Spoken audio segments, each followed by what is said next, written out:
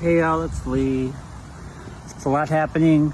I want to make sure that folks didn't miss a story that's coming out of Georgia, where ICE raided a Hyundai plant and detained 475 workers from the plant who are South Korean. It is a real nightmare of a story. One, because they went in with a warrant for 5 people and left with 475. Two, because it's a human tragedy. That's so many families being eviscerated by the Trump administration carelessly, thoughtlessly, and without any regard for families, children, parents, labor, employment, all of the things that happen in the world when you take someone out of their life. It's disastrous. But the reason I want to also make sure we recognize this story is that it also was compounded by the sheer stupidity and illogical madness of the Trump administration. These are exactly the kind of jobs that have been asked for in the United States. We want to move this work to the US. We want to provide jobs for people, training for people, and source things locally. And that is the thing that we are doing.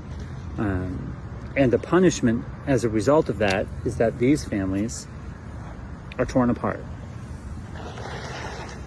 This is a tariff story. It's an immigration story. It's a racist story. It is a white supremacy policy being implemented. Hundreds and hundreds of people shackled, preparing for deportation from a president and his absolutely out of control secret police force, ICE. There is more funding for ICE in the United States than any nation's total funding for their military. ICE is basically operating without limits, with endless funds and no consequences. And we can see that when they walk into an auto plant looking for 5 people and leave with 475. It's disgraceful. It's terrifying. We have a rich community of Korean Americans. We have deep ties to that country. It is one of our closest allies. It is essential in our trade, international trade. This is simply disastrous, and we need to recognize what is happening. Stay safe. Keep fighting. Construction at the Hyundai megasite battery plant is on hold. The HLGA battery company says work will resume, but an immigration lawyer representing several detained workers says his clients don't want to return. WJCL 22 News' Lydia Blackstone is live at the site now. And Lydia, he's representing at least 10 immigrants caught up in the raid.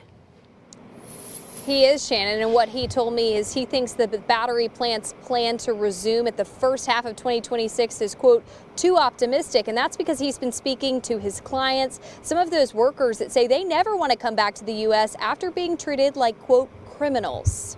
It was a surprise to everybody, I think, including ICE. And it seems to me that a decision was made literally that day around midday, maybe about 1:30. Let's just arrest everybody and sort it out later. Atlanta-based immigration lawyer Charles Cook said when he saw headlines of the raid come out, he did not expect the group of people ICE went after. Many skilled technicians from South Korea brought over to set up critical infrastructure at the HLGA battery plant. 2 of whom had literally arrived from Korea on Wednesday night and were literally sitting in an office in the front room with a tie, coat, and a hard hat on because it's a construction site, waiting for a meeting to start. 10 of those workers later became his clients. Their countries of origin: South Korea, Latin American countries, and Japan. He says he wasn't able to speak to his clients for days while they were in the Folkestone Detention Center, over an hour away from where the megasite is located. The first 3 days, they were in basically a barracks kind of facility, 72 beds, 2 bathrooms. South Korea is one of the U.S.'s top trading partners, investing billions in the U.S. manufacturing sector. Their foreign minister meeting in Washington, D.C. to strongly condemn the raid. President Trump saying his team is looking into the, quote, very interesting situation where he thinks they should be allowed back in order to, quote, train American workers. Cook says he thinks the fallout over this will be massive. This is bad. I've talked to a lot of Korean media on this, as well as the folks that work with the company. Expect a pullback of future investments, at least during the Trump administration, or at least until Congress can actually create a visa for this. And as for those South Korean workers, 300 plus of them, they did travel back to their country of origin on a chartered plane. And the rest of them that were not South Korean, they're still being held at the Folkestone Detention Center. And that's according to the Department of Homeland Security that I spoke to today. There's still a lot we're sorting through, including what the immigration status is of those workers. But, you know, the broad brushstrokes are that this has really sent a shockwave through the foreign investment community. For so many years, U.S. states like Georgia have really urged foreign companies to come and invest in the U.S. and build their products in the United States. And in this case, Hyundai was really courted very heavily. The idea being, listen, we want these cars made in the United States. We want jobs. We want that output here. So the companies had been brought in, and now you have this real cross current, a contradictory message, which is, okay, you bring those factories into the U.S. and now ICE and the Trump administration are essentially targeting them. So that's going to cause a lot of companies to sort of sit up and say whether, you know, ask the question of whether the foreign investment is worth the risk. So we know that there's a South Korean delegation coming to secure the release of those workers. A lot will depend on their immigration status, so we should know more by the end of today. But needless to say, this is causing a lot of companies to stand up and take notice. And Nick, one question to stick here. Is it at all surprising for this to take place in Georgia? We've seen kind of a focus seemingly on typically Democrat-leaning states as it relates to ICE raids and other kind of steps taken by the Trump administration. Right. Well, I mean, the interesting thing here is I think there's something a little bit different at play, which is in some ways you may have found some officials in Georgia had the ear of the Trump administration. There's some reporting out there that there were concerns from unions that a lot of the jobs at this plant would not be unionized. And so some of the concerns around the potential status of the folks who were coming to work at that plant were raised with the Trump administration because potentially they weren't unionized. So, you know, and which is its whole other element in an interesting story where you've had that, you know, the unions, which were typically a bastion of Democratic support, have really flipped over to Trump and have his ear. So it seems to be a little bit more that that's what's at play here rather than the Democrat versus Republican, you know, sanctuary city and blue or red state situation. Well, Nick, you also touched on another interesting angles, and there's so many different ways you could attack this story here, but it's interesting to hear you say that, you know, some of these foreign companies are standing up and taking notice here, and they're concerned about their workers. It seems like this raid in particular, and maybe some of the other actions that have been taken, stand at odds with some of the Trump administration's stated goals here to bring this sort of manufacturing back to the U.S. and make some of these critical products in the U.S. But if you have foreign companies worried here and maybe hesitant to invest, it seems like that would be at odds. Right. I mean, and that, I think what you're seeing across the board is a lot of, I mean, when you look at foreign countries, there's a lot of trying to sort through what the Trump administration's message really is, because this is not the only place where there are a lot of cross currents. I mean, you look at Russia, for example, where the president has talked openly about his affection for Vladimir Putin and suggesting he might step off the gas on Ukraine, but then saying he may impose secondary sanctions on China, and has done so with India. You had the president meeting with the Indian prime minister and promising a very warm relationship. Then that apple cart has really been upset.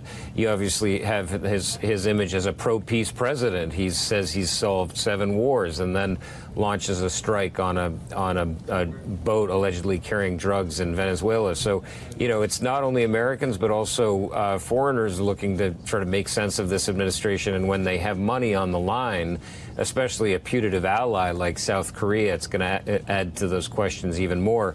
And that's why we are hoping, you know, to see some result as a result of this delegation that's coming into town today to get some answers. Yeah, Nick, is there any expectation on how long some of these factors or things will take to play out, just given that you are in D.C. right now?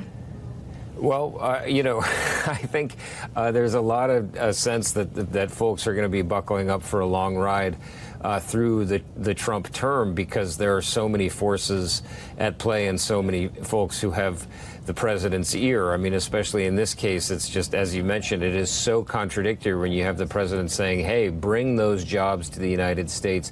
We want that investment in the United States. If you want to avoid tariffs, the way to avoid tariffs is to produce your products in the United States. Well, what happens when it tends to be a plant that's making EVs? In the Hyundai case, and obviously, so the president wants that investment, but he doesn't like electric vehicles, so you have that cross current as well. Suffice to say that when companies are looking at much longer time horizons, they're much more wary about investing in the immediate term.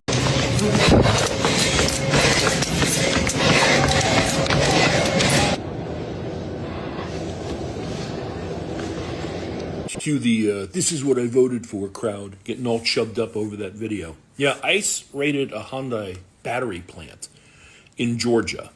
And the really, really messed up thing about this is the reason that they were there, or rather the person who's taking credit for being the reason they're there. So there were 452 illegals apprehended at the Hyundai mega plant construction site yesterday near Savannah.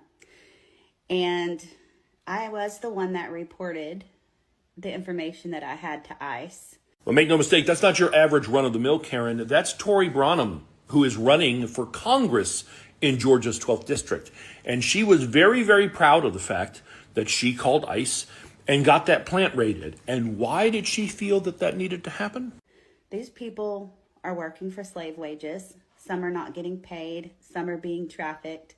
They send money home to their country. They give money to their handler.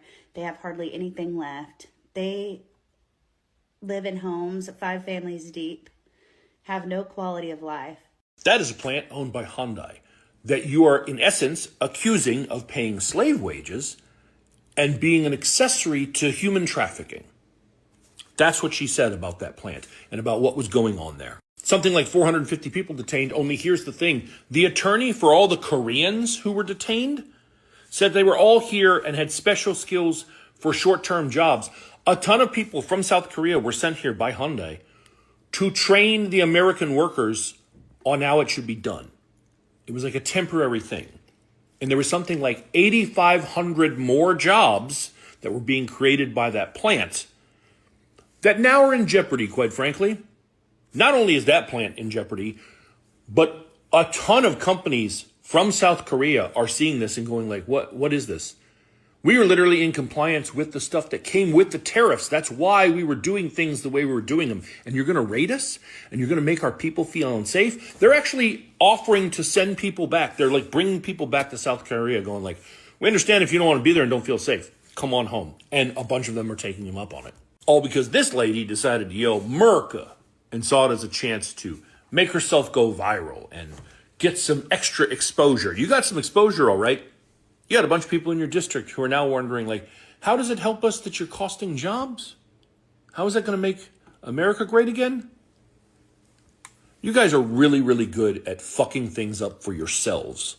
475 people were detained at a Hyundai plant in Byron County, Georgia. This is being described as the largest Homeland Security enforcement of a single site. Many of those detained were South Korean foreign nationals, more than 300 according to the South Korean Foreign Ministry. Now, the spokesperson for the Hyundai Meta plant, Bianca Johnson, said that the immigration raid did not affect the main manufacturing plant, where Hyundai has hired over 2,800 people, with 50% of them being black. Now, according to CBS News, the facility includes a large EV and battery plant under construction and being operated by LG Energy Solutions. Just today, it's been reported that the 300 South Korean nationals are headed back home to South Korea. Hyundai did release a statement stating that none of the detained individuals are direct employees of Hyundai. They are contractors or subcontractors. Now, according to The Guardian, leaked ICE documents show that workers detained in the Hyundai raid had valid